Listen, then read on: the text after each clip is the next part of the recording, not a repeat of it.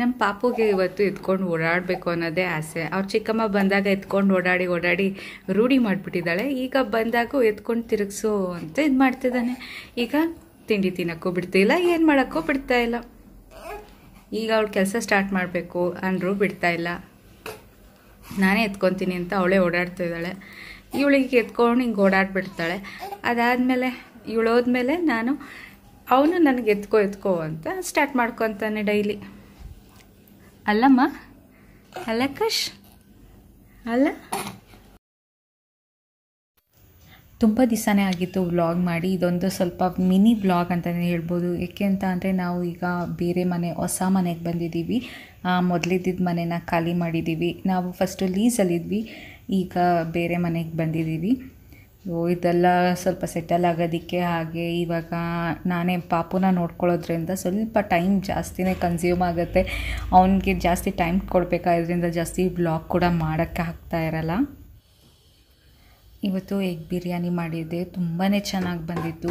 Smell ಅಂತೂ ಘಮಘಮನೆ ಅಂತ ಇತ್ತು. ಸ್ವಲ್ಪ ಲೇಟ್ ಆಗೋಯ್ತು ಇವತ್ತು ಎದ್ದಿದ್ದು ಕೂಡ. ಹಾಗೆ ನೈಟ್ ಮಲಗಿದ್ದು ಲೇಟ್ ಆಯಿತು. ಏಕೆಂದರೆ ನನ್ನ ಮಗ ತುಂಬ ಸತಿ ಅಳೋದು, ಇದು ಮಾಡೋದು, ಎದ್ದು ಆಟಾಡೋದು ಆ ಥರ ಎಲ್ಲ ಮಾಡ್ತಿದ್ದ. ನೈಟು ಮಲಗೋಕ್ಕೆ ಬಿಡ್ತಾ ಇರಲಿಲ್ಲ. ಹಾಗಾಗಿ ಎದ್ದಿದ್ದು ಲೇಟ್ ಆಯಿತು. ಸೊ ತಿಂಡಿನೂ ಲೇಟ್ ಆಯಿತು. ಸೊ ಇದು ಒಂಥರ ಬ್ರಂಚ್ ಅಂತಲೇ ಆಗೋಯ್ತು ನಮ್ಮದು. ಬೆಳಗ್ಗೆನೂ ಅಲ್ಲ, ಮಧ್ಯಾಹ್ನವೂ ಅಲ್ಲ, ಆ ಥರ. ಸೊ ಒಂದೇ ಸತಿ ಅದಕ್ಕೆ ಇನ್ನು ಸ್ವಲ್ಪ ಬೇರೆ ಎಲ್ಲ ಜೋಡಿಸ್ಕೊಳ್ಳೋದಿದೆ. ಅದಕ್ಕೆ ಎಲ್ಲ ಬ್ರೇಕ್ಫಾಸ್ಟ್ ಎಲ್ಲ ಮಾಡಿಟ್ಬಿಟ್ಟು ಆಮೇಲೆ ನಾವು ಎಲ್ಲ ಕೆಲಸ ಮಾಡ್ಕೊಳ್ಳೋಣ ಅಂತ ಅಂದ್ಬಿಟ್ಟು ಈಗ ತಟ್ಟೆಗೂ ಬಡಿಸ್ಕೊತಾ ಇದ್ದೀನಿ.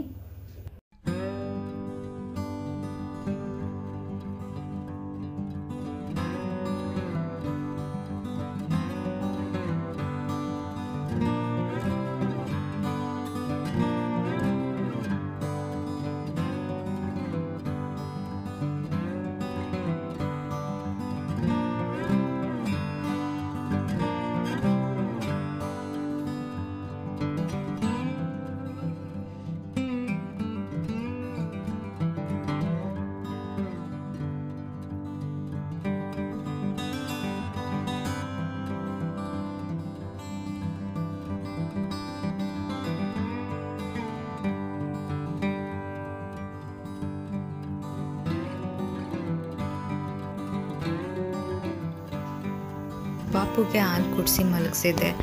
ಆದರೆ ಆಗಲೇ ತೊಟ್ಲಿಗೆ ಮಲಗಿಸಿದ್ದೆ, ಆಗಲೇ ಸೌಂಡ್ ಆಗ್ತಿದೆ. ಎದ್ಬಿಟ್ನಾ ಅಂತ ಅಂದ್ಬಿಟ್ಟು ನೋಡೋಕ್ಕೆ ಹೋಗ್ತಾಯಿದ್ದೀನಿ. ಆಗಲೇ ಎದ್ದು ಆಟ ಆಡ್ತಾ ಇದ್ದಾನೆ.